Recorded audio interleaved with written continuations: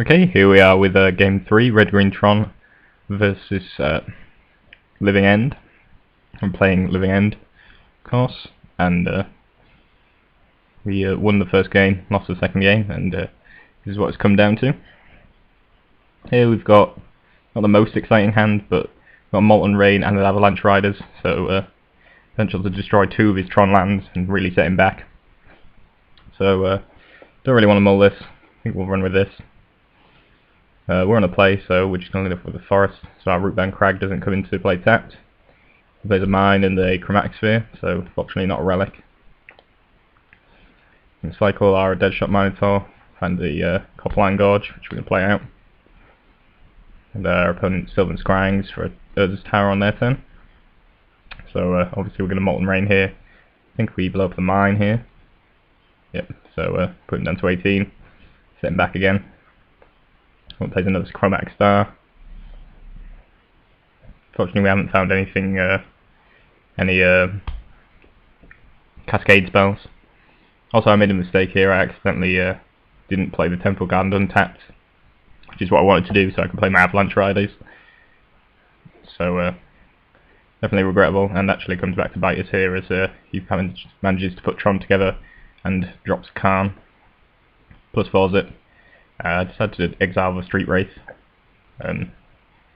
Either of the cards I had I suppose would have been fine, but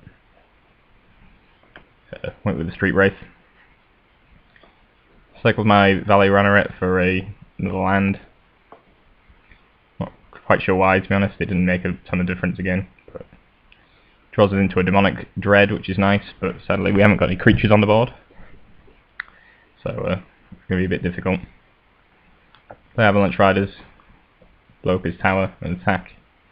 He exiles the Avalanche Riders on with his Karn. So that means we can't play Demonic Dread next turn with it. Although there isn't a whole lot in the graveyard at the moment, so probably wouldn't be even what we would have gone for. Sylvan Scryings of Power Plant. So even if we had played the Avalanche Riders on the turn we intended to, he probably would have managed to put Tron together at least a turn later. We draw a Molten Rain, so we're going to blow up the mine again. Managed to blow up 2 mines and a tower. Unfortunately he's found another Sylvan Scrying, and Tron is coming back together pretty soon. So he exiles another card. We just exile the mountain that turn, and we try and cycle into something.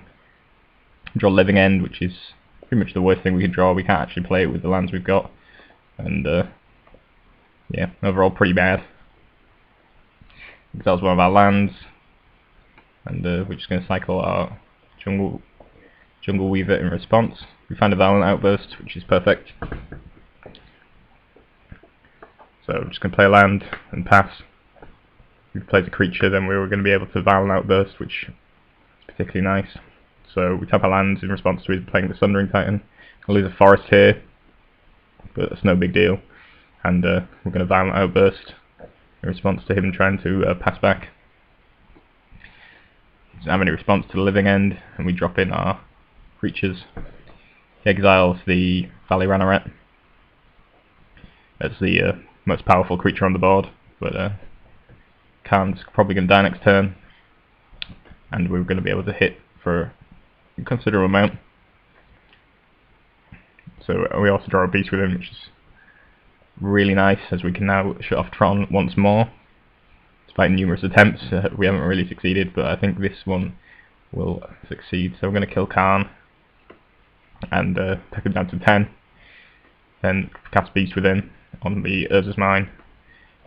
So he's only got 1 mine left in his deck, and he's left with just a 3/3 on defense.